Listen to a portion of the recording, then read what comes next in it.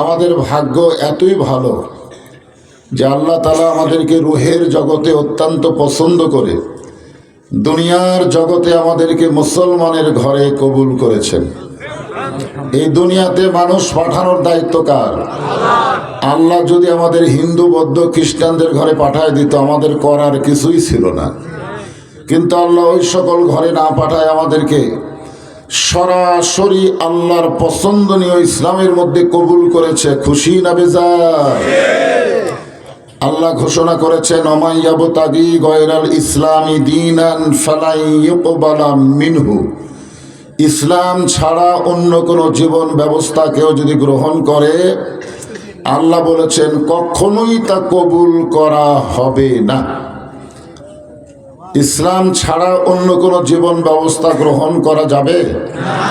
কিন্তু শতকরা ৯৫% মুসলমানের দেশে মানুষের তৈরি সংবিধান অনুযায়ী আমরা চলি, আর আল্লাহর কোরআনের শুধু ওয়াজ শুনি। ঠিক কিনা বলেন? শুধুমাত্র কোরআনের ওয়াজ শোনার জন্য আল্লাহ কোরআন দুনিয়াতে প্রেরণ করে নাই।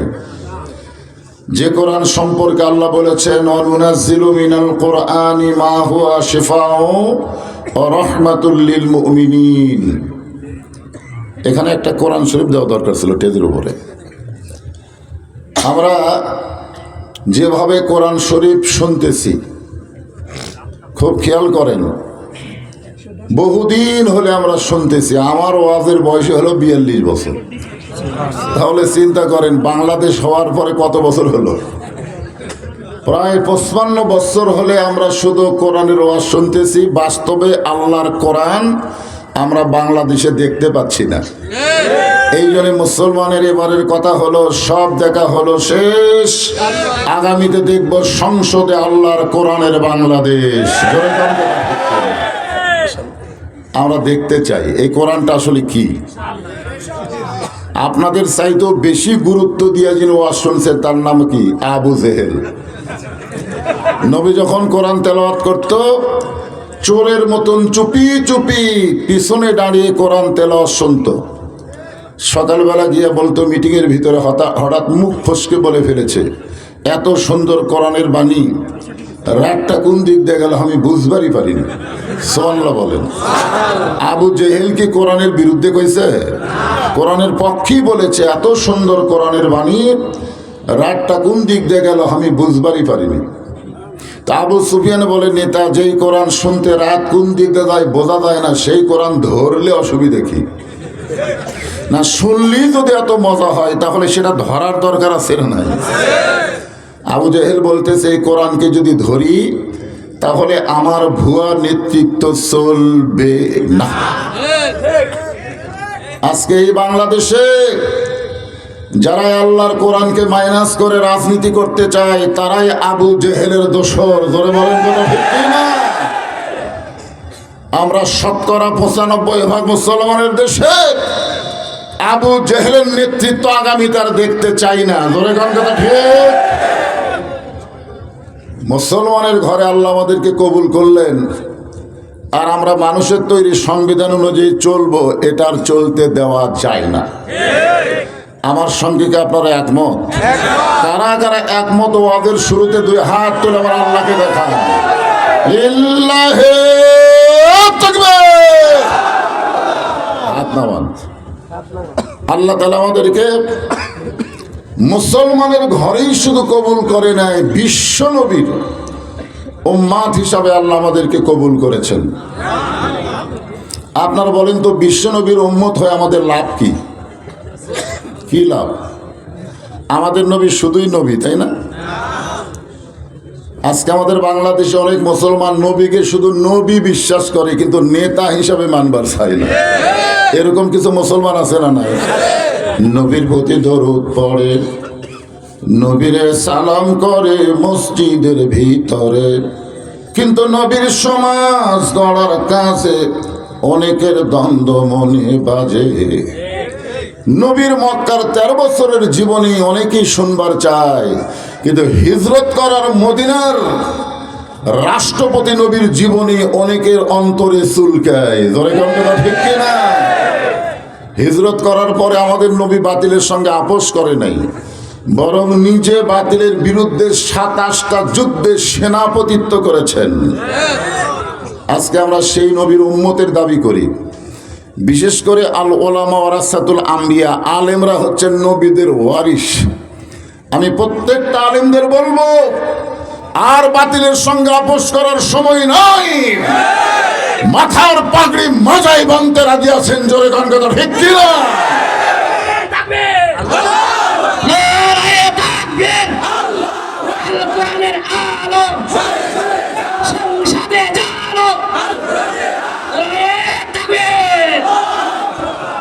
আমরা শুধু বিশ্বনবীর উম্মত হয়ে আমাদের লাভটা কি? এর উপর একটা 2 লাইন গান শোনাই, শুনবেন?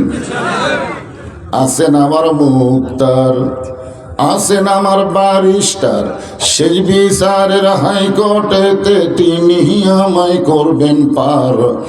আমি পাপী, তিনি জামিনদার। আল্লাহ যখন হাকিম হয়ে আমাদেরকে আসামি বানায় বিচার শুরু করবেন, ওই সময় আমাদের নবী আমাদের পক্ষে আল্লাহর কাছে ওকালতি করবেন, বারিস্টারি করবেন, শেষ পর্যন্ত আমাদেরকে সুপারিশ করে জান্নাতে পৌঁছায় দিবে। এমন নবীকে কারা কারা শুধু ভালোবাসলে হবে না, বাস্তব জীবনে গ্রহণ করতে হবে, জোরে কোন কথা ঠিক কি না? এমন নবী পাওয়াতে খুশি না বেজার? তাহলে জবান খুলে আর একবার বলি আলহামদুলিল্লাহ। সময়ের দিকে খেয়াল করে আমি খুব ছোটোখাটো ওয়াজি করব, কারণ আমার 12টার পরে ওয়াজ করার অভ্যাস নেই। আমি যেই তারিখে দাওয়াত নেই ওই তারিখে ওয়াজের মোনাজাত করি। এই কারণে এখানে কিন্তু আমি ঈশান নামাজের আগে চলে এসেছি। আমাকে তুলে দিবে 10টায়, একটানা 2 ঘন্টা ওয়াজ করব, আপনারা শুনবেন। কিন্তু এখন দেখলাম সময় একেবারে ওভার হয়ে গেছে, যার কারণে আপনাদেরও কষ্ট দিব না, কিছু ওয়াজ করাও লাগবে। এই বাচ্চারাই মাঝখানে ওটা বসা করে চলবে না। 114টা সূরা আছে আল্লাহর কোরআনে, আপনারা জানেন? এর ভিতরে একটা সূরার নাম হলো সূরায়ে মুলক। জোরে বলেন, নাম কি? আমাদের বগুড়ার কাহালুতে গল্প করতেছে 4-5 জন লোক। আওয়ামী লীগ ক্ষমতায় ছিল, আগামীতে বিএনপি ক্ষমতা আসতেছে। এই গল্প শুনে আমি 3 বার বললাম নাউজুবিল্লাহ, নাউজুবিল্লাহ, নাউজুবিল্লাহ। তো 3-4 জন আমাকে এসে বলে, হুজুর আপনার কি বিশ্বাস হয় না? আমি বললাম না। বলে আওয়ামী লীগ ক্ষমতা ছিল, এটাও বিশ্বাস হয় না? আমি বললাম না। বিএনপি ক্ষমতা আসতেছে, এটাও বিশ্বাস হয় না? আমি বললাম না। কারণ আমি যখন সূরা মুলক তেলাওয়াত করি তখন আমার ঈমান বলে কেউ কোনোদিন ক্ষমতায় ছিল না, সব সময় যিনি ক্ষমতায় তিনি আমার আল্লাহ। আওয়ামী লীগ যদি ক্ষমতাতে থাকবে তাহলে 24 সালের 5 আগস্ট পলালো কেন? ক্ষমতার চেয়ার পেয়ে বিএনপি যদি আওয়ামী লীগের মতোই হয়, বাংলার তৌহিদি জনতা ছাড় দিয়ে কথা বলবে না। জোরে করে কথা ঠিক কি না? কি মনে করতেছেন? মাশাআল্লাহ, এইবার ওয়াসাটি, কারণ এইটা না থাকলে কাম হবে। মাশাআল্লাহ। আল্লাহ সূরা মুলকের প্রথমে কি বলেছেন? তাবারাকাল্লাযী বিয়াদিহিল মুলক ওয়া হুয়া আলা কুল্লি শাইইন কদির। প্রত্যেকটা বিষয়ের উপরে একমাত্র ক্ষমতাকার আল্লাহ। এখন 5 তলা বিল্ডিং এর উপরে উঠে 1.5 লাখ টাকার খাট, 12,000 টাকার কম্বল ওড়ে তামানি দিয়ে রাত 9টার সময় বলতেছে আমার বাড়ি, আমার ঘর, আমাক নামাইকে। এই কথা বলে কম্বল চোখে মুখে দিয়ে ঘুমাই গেছে। 2 কান্দে 2 ফেরেশতা বলতেছে আল্লাহ ঘুমের দোয়া পড়লো না। ঘুমের আগে একটা দোয়া আছে না নাই? আল্লাহুম্মা বিইসমিকা আমুতু ওয়া আহইয়া। এই দোয়াটা না পড়ে কি বলে ঘুমালো? এক বলে না মানার কেউ নাই। ওই 41 সালের আগে নাম বি না, মাজা ভাঙ্গা 2 জন টেনে স্টেজে তোলে আর 2 জন পাশার ঠেলা মারে। এই লোকটা মাইক পাওয়ার পরে বলে খেলা হবে, খেলা হবে। আরে পাগলা, খেলবার গেলে মাজায় বল থাকা লাগবে, কথা ঠিক না? ফেরেশতারা বলতেছে আল্লাহ যে কথা বলে ঘুমাইলো, এক না মানার কেউ নাই। রাত 3টার সময় একটা ভূমিকম্প হচ্ছে। ধরে কোন কি কম্প? খালি বিল্ডিংটা লড়ে উঠছে, এত ফোর্সে নামছে, কম্বলের মধ্যে লুঙ্গি খুলে আছে, ওটা পরারও সময় হয়নি। ফেরেশতারা বলতেছে আল্লাহ নামাইলা তাই বলে ন্যাংটা করে নামালা। আল্লাহ কোরআনে বলেন তুইজ্জু মান তাশা ওয়া তুযিল্লু মান তাশা বিয়াদিকাল খায়র ইন্নাকা আলা কুল্লি শাইইন কাদির। আপনারা বলেন তো দুপুরের ভাতটা সব পাক করছেন না, খাবার পারছে?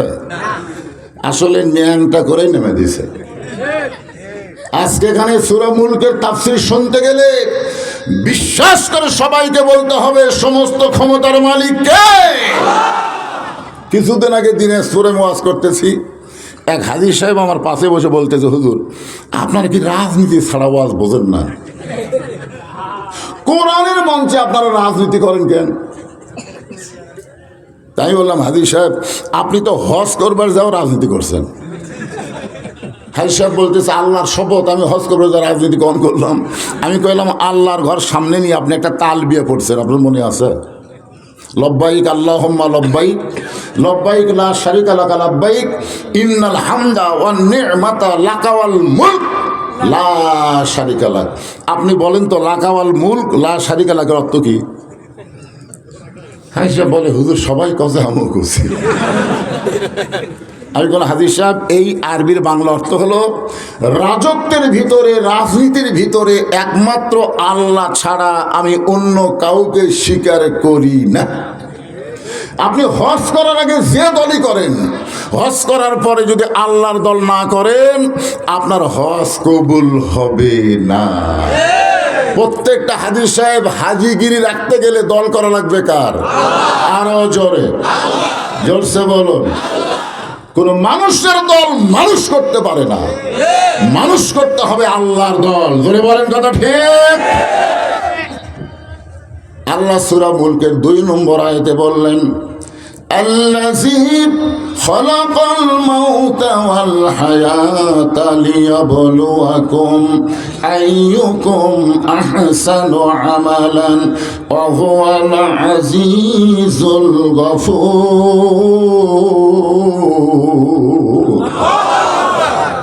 মৃত্যু আর হায়াতকে সৃষ্টি করছেন কে? এখানে যারা বসে আছেন আপনাদের মধ্যে এমন কোন লোক আছে যে দাঁড়ায় বলতে পারে হুজুর আমার বাড়ি মৌসাকের সবচাইতে কাছে, আমি এখান থেকে বাড়িতে যাবার পারবই? একটা লোক দাঁড়ান তো দেখি। তো এখান থেকে বাড়ি যাওয়ার গ্যারান্টি যদি দিবার না পারেন তো এত মশান মারতেছেন কেন? বগুড়ার ভাষা মশান মারা তাই বারবার কি দেখেন ভাই? বলে হুজুর 6 তলার ভিত দিয়েছি 4 তলা হচ্ছে, রড বার করে দিয়েছি। আপনারা বলেন তো প্রত্যেকটা ইমানদারকে তাকান লাগবে কোন দিকে, ওপর দিকে না নিচের দিকে? তুমি 6 তলা না 1 তলা? নিচতলা। জোরে বলেন কোন তলা? এই জন্য আল্লাহ তাআলা বললেন আল্লাযী খালাকাল মাউতা ওয়াল হায়াতা, মৃত্যু এবং হায়াতকে সৃষ্টি করছেন কে? আল্লাহ। কি জন্যে? ইবাদতের জন্যে। লিয়াবলুয়াকুম আইয়ুকুম আহসানু আমালা, তোমাদেরকে পরীক্ষা করা হবে সুন্দর আমল। সুন্দর আমল করতে গেলে সুন্দর একটা পরিবেশ লাগবে, সুন্দর একটা পরিবেশ তৈরি করতে গেলে সুন্দর একটা সমাজ লাগবে, সুন্দর একটা সমাজ তৈরি করতে গেলে সুন্দর একটা রাষ্ট্র লাগবে, সুন্দর একটা রাষ্ট্র তৈরি করতে গেলে ডক্টর কালামের সংবিধান দিয়ে হবে না, আমার আল্লাহর কোরআনের সংবিধান লাগবে। জোরে কোন কথা ঠিক? আমরা আগামীর বাংলাদেশ যদি সুন্দর চাই তাহলে এই কোরআনের বিকল্প কোনো রাস্তা নাই। এখন আসেন আল্লাহর কোরআন দিয়ে যখন রাষ্ট্র চলবে তখন নেতার সাইজ কেমন হবে, কর্মীর ঢপ কিরকম হবে? বগুড়ার ভাষা কি আপনারা বোঝেন? আচ্ছা এখানে বগুড়ার কয়জন আছেন দেখি? আচ্ছা যাই হোক আছেন 2-4 জন আছেন। হ্যাঁ খুব খেয়াল করবেন নেতা কেমন হবে। বাংলাদেশের মতন 96টা দেশের খলিফা হচ্ছেন হজরত ওমর। আমাদের বাংলাদেশ 96টা একত্র করলে যত বড় হবে তার চাইতে বেশি জায়গার খলিফা হজরত ওমর। মসজিদের মেম্বরে দাঁড়িয়ে খুতবা দিচ্ছেন। এমন সময় এক মুসল্লি দাঁড়িয়ে বলতেছে, আমির আল মুমিনিন, আপনার খুতবা আমরা শুনবো না। খুতবা কি করবে না? খুতবা মানে বাংলায় বক্তব্য। ওমর ফারুক বললেন, ভাই আমার দোষ কি? আপনার বলেন তো, মানুষের আইন যদি চালু থাকতো তাহলে যেই বেটা বলছে আপনার ভাষণ শুনবি না, ওর অবস্থা কি হতো? বেহুশ করে দিত। ধরে কথা ঠিক না? প্রত্যেকটা নেতাদের চামচা আছে না নাই? ধরে কেন আছে না নাই? ওমর ফারুক চোখের পানি বের করে বললেন, ভাইজান আমার খুতবা না শোনার মধ্যে আমার অপরাধ কি? বলে, আপনার অপরাধ হলো আমাদেরকে খাটো পাঞ্জাবি দিয়া আপনি লম্বা জুব্বা পরে খুতবা দিচ্ছেন। আমাদেরকে খাটো পাঞ্জাবি দিয়ে আপনি লম্বা জুব্বা কোথায় পাইলেন? এটা যতক্ষণ না বলবেন ততক্ষণ আপনার খুতবা আমরা শুনব না। ওমর ফারুকের চোখ দিয়ে দরদর করে পানি পড়তেছে। এমন সময় 30 পারা কোরআনের হাফেজ, সুবহানাল্লাহ, 6 লক্ষ হাদিসের হাফেজ আব্দুল্লাহ ইবনে ওমর ফারুকের ছেলে বাবার পাশে দাঁড়িয়ে গেছে। ছেলেটার শিক্ষাগত যোগ্যতা কি? আজকে আমাদের বাংলাদেশের অনেক জাতীয় নেতা, তাকে কয় ছেলে হাফেজ? যে নেতারা মঞ্চে এসে বক্তার ওয়াজ বন্ধ করে ভাষণ দেয়, এরা জীবন ওদের সন্তানকে হাফেজে মাদ্রাসায় পড়ায় না। ধরে কথা পড়ায় না তো। আমাদের বগুড়াতে এক নেতা মরছে। নেতা মরার আগে বলে গেছে, আমি মরার পরে 5 হাফেজি মাদ্রাসার বাচ্চাদেরকে দাওয়াত দিয়ে আমার জন্য কোরআন খতম দিলিস। তো নেতা মরার পরে নেতার ছেলে মাদ্রাসা যা বলতেছে, হুজুর আমার আব্বা তো মারা গেছে, আমার আব্বার রুহের মাগফিরাতে কোরআন শরীফ খতম দেওয়া লাগবে। তা আমাদের কিছু কিছু হুজুর আছে, যাই বলে আয় রে সেই দিকে যাই রে, বোঝা শোনার নাই রে। ডাকিতে সব নেতার বাড়ি গেছে, মাথা ঝুঁকে ঝুঁকে 3-5-15 খতম দিছে। 15 খতম কোরআন পড়া দোয়া করতেছে, আল্লাহ আমরা যে কোরআন শরীফ পড়লাম এর যা সওয়াব হলো সব নেতাকে দিয়ে দেব। তো ফেরেশতারা বলতেছে, আল্লাহ কি করব? আল্লাহ বলতেছে, যে কোরআন পড়েছে প্রতি অক্ষরে 10 টাকার নেকি তার আমল নামাত লেখা হয়ে গেছে। পড়াও সারা, নেকি দেওয়াও সারা। তো আবার নতুন করে সালাম দেওয়ার তো উপায় নেই। আপনার বলেন তো, যারা কোরআন পড়িছে এরা সব পায়নি? পড়ার সাথে সাথে আলিফ 10 হয়ে গেছে, লাম 10 হয়ে গেছে, মিম 10 হয়ে গেছে, আবার পরে সালাম দিচ্ছে যে সব নেতাকে দেও। আল্লাহ বলতেছে, যতদিন কোরআনের সমাজ চালু না হবে ততদিন পর্যন্ত হুজুরেরা এইভাবে কোরআনের সওয়াব সালাম দিবে। তবে আজকে তোমরা শুনে নাও, কোরআন কোনো মরা মানুষের কিতাব না, কোরআন হলো জীবিত মানুষের হেদায়েত। জোরে বলেন কথা ঠিক? মরা মানুষের জন্য আল্লাহ কোরআন দিছে? আমি সমস্ত নেতাদের বলবো, আর ভুল করেন না। যদি আপনারা সওয়াব পাবার চান, নিজের সন্তানদেরকে এরকম মাদ্রাসায় দেন। নেতার বাচ্চারা যখন মাদ্রাসায় পড়বে, মাদ্রাসার জন্য আর কোনো টাকা পয়সা আপনাদেরকে চাওয়া লাগবে না। সংসদ থেকে মাদ্রাসার টাকার বাজেট হবে। বলে আমরা এই কারণেই তো কোরআনের শাসন চাই। কোরআনের শাসন চাইলে যেমন তেমন মানুষকে শিক্ষামন্ত্রী করা হবে না। যার ভিতর আল্লাহর কোরআন নবীর হাদিসের শিক্ষা আছে, খায়রুকুম মান তাআল্লামাল কোরআনা ওয়া আল্লামাহ, ওই ব্যক্তি হলো সবচেয়ে দামি সম্মানী যে আল্লাহর কোরআন শিখেছে এবং অপরকে কোরআনের শিক্ষা দেয়। আব্দুল্লাহ ইবনে ওমর বললেন, রে নবীর সাহাবীরা, আমার বাবার লম্বা জুব্বা দিকে তোমরা খুতবা বন্ধ করে দিলে, কিন্তু আমার দিকে তাকায় দেখো, আমার পরে নতুন কোনো কাপড় নাই। তোমরা খাটো কাপড় হলেও তো নতুন পোশাক পরেছো, কিন্তু আমার পরনে নতুন কোনো কাপড় নাই। ওসমান গনি দাঁড়িয়ে বলে, আব্দুল্লাহ, আজকে জুমার দিনে সবাই নতুন পোশাক পরেছে, তুমি পুরাতন কেন পরলা?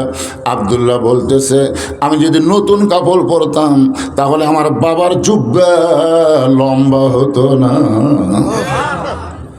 আমি যদি আজকে নতুন পোশাক পরতাম তাহলে আমার বাবার জুব্বা লম্বা হতো না। তোমরা জানো আমার বাবা আগে গরম ছিল, রাস্তাতে গেলে শয়তান 40 দিন যাইতো না, কিন্তু যেদিন থেকে আমার বাবা দায়িত্ব পাচ্ছে সেদিন থেকে আমার বাবার চাইতে নরম মানুষ এই পৃথিবীতে আর কেউ নেই। আপনারা বলেন তো, কোরআনের শাসন যখন চালু হবে, নেতারা দায়িত্ব পাওয়ার আগে গরম থাকবে, কিন্তু দায়িত্ব পাওয়ার পরে কি হবে?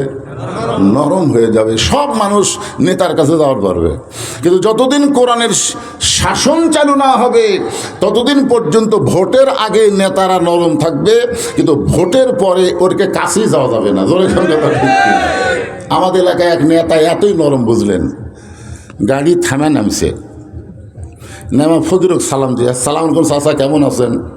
ফকির খালি চারিদিকে তাকায়। নেতা বলে, চাচা কি দেখেন? বলে, কাকে সালাম দিলে? বলে, আপনাকে দিলাম। বলে, আমি ভিক্ষা করে খাই।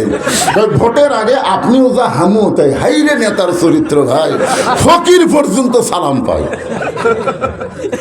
কিন্তু ওই নেতা যখন ভোট পাই এমপি হবে, এলাকার মধ্যেই থাকবে না, নেতা ঢাকায় থাকবে। মাঝে মাঝে নেতা বেড়াবার আসবে, শামসের অত্যাচারে একটা ভোটারও নেতার কাছে যাওয়ার পারবে না।